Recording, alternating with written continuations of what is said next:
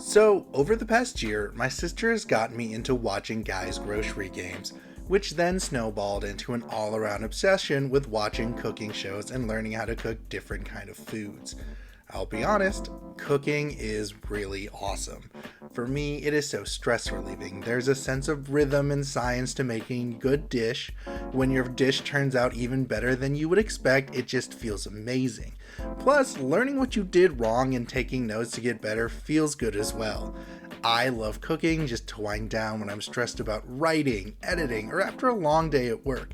But what if cooking was the stress that you needed to wind down from? And what if it feels like the only thing that you loved was the thing that was hurting and holding you back the most? This question I feel is answered by the new FX series known as The Bear. The Bear is a drama series centered around Carmy, a young prodigy in the culinary world coming back to his hometown of Chicago to run his recently deceased brother's sandwich shop, and hijinks ensue. I would describe The Bear like this.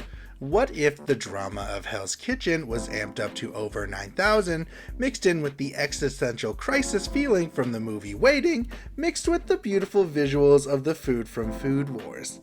I honestly watched this show on a whim because I wasn't the biggest fan of the Showtime series Shameless, which the lead actor Jeremy Allen White came from. But it was this interview with Allen that got me interested in seeing the show. Production set us up, Io and I set us up at Institute of Culinary Education in Pasadena. So we did kind of like a 2-week crash course. The movement of these guys, the cooks. There's a real like ballet to these kitchens and how everybody moves because they're small. There's a lot of people. And then I started prep where, you know, if I messed up, it wasn't the end of the world. I could redo stuff.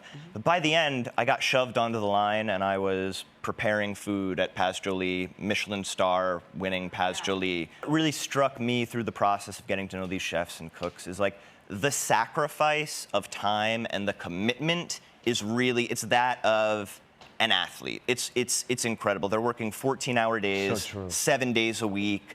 It's repetition. You're in one room the whole time. It's very difficult, and This shit really got me into wanting to check the show out because when you watch a lot of cooking shows or even a lot of cooking tutorials on YouTube, you see these people at their best. They're happy. What you don't see is the struggle and hours they put into their craft and into these works of art. And I am not saying that to be pretentious because cooking to me is an art form. People always say, yeah, anyone can cook, which is true. Anyone can take a paintbrush and make a tree too. But it's people who spend hours working on making that tree look better, and the people who spend hours in the kitchen perfecting their dream dish that I would call the true artist. But those same people can feel like they're trapped in this bubble that they think that their art isn't good enough and never will be.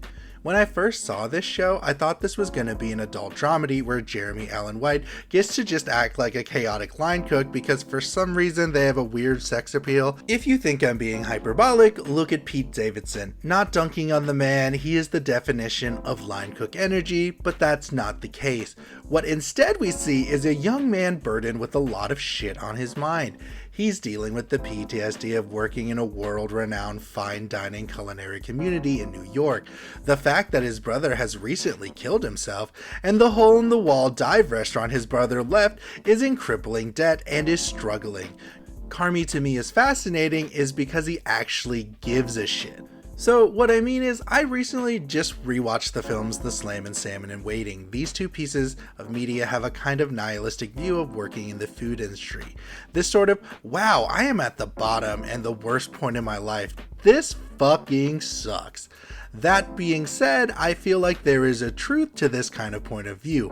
I have numerous friends in the food industry who feel that sort of burnout and fatigue. The Bear shows this kind of fatigue, though, in a different light. You see this in the three youngest characters, Carmy, Sydney, and Marcus. Sydney and Marcus are aspiring chefs in their own way. Sydney worked and trained at the CIA. No, not that one, but the Culinary Institute of America. She aspires to be Carmy after having one of his dishes when he was working in New York City that pushed her to take the job at Carmy's brother's shop because there is a sense of nostalgia for her because her family never went out to eat, and when they did, it was a special event and the sandwich shop was her dad's favorite spot, as well as always trying to get her signature dish on the menu. Then you have Marcus, who starts really at the bottom of the totem pole in the kitchen line, but Carmy starts to help him grow his passion, specifically in baking, to the point where he is named its pâtissier. His arc is wanting to make the perfect donut, after hearing Carmy tell them a story of the most perfect plum plate. So you see him when he's on his free time in the kitchen trying to perfect and make his favorite dessert better, working in that perfect donut to get the perfect flavor, the perfect color, and perfect texture.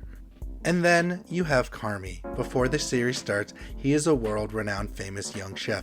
He has all the latest buzz and accolades for being so gifted. People who look up to him see this god of cooking, something they want to aspire to be. But what they don't see is the price of such prestige. But we see it all. The verbal abuse, the mental anguish, and the trauma that Carmy has been through. They haven't seen any of it. Until the penultimate episode, the review, when one terrible day finally makes Carmy crack. After Sydney unknowingly gives her dish she was trying to impress Carmy with to a food reviewer who had rave reviews for the new dish and was so-so with the sandwiches, this was the first domino to come crashing down. If one thing goes bad, everything has to go bad. The stress of the new system not working right, another chef's son causing her to be late and wants him to be taught how to be a chef, and as more and more shit starts hitting the fan, Carmy lashes out. He lashes out on Sydney for the review and giving the reviewer the dish he didn't think was ready. And then at Marcus, after Marcus spent what Carmy thought was too much time finally making his perfect donut, slamming it to the ground after Marcus tries to show him what he did. And the episode ends with Sydney just quitting in the middle of the shift and Marcus just leaving. And Carmy has to sit and reflect on becoming the thing that pushed him to the edge. Carmy's arc is finding out why he really cooks and if he actually likes cooking. Usually when you see cooks at one of these diners, like in Guys, Diners, Drive-In, and Dives, you see these chefs passionate while having fun and loving cooking. Carmy, during the present time, doesn't look like he's having fun at all. The only time you see him smiling and cooking was in one flashback when he and his family were all cooking and having fun together.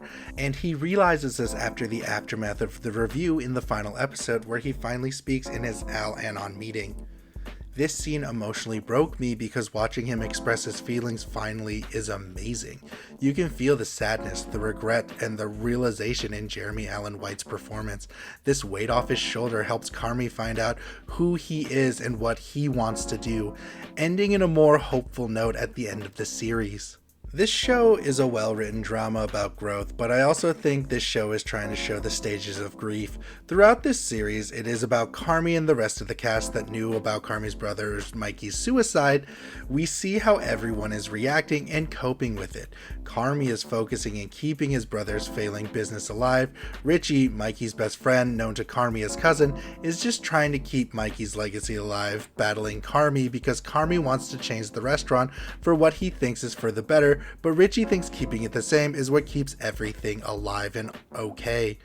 But then, you kind of see them going through the 5 stages of grief as the show goes on.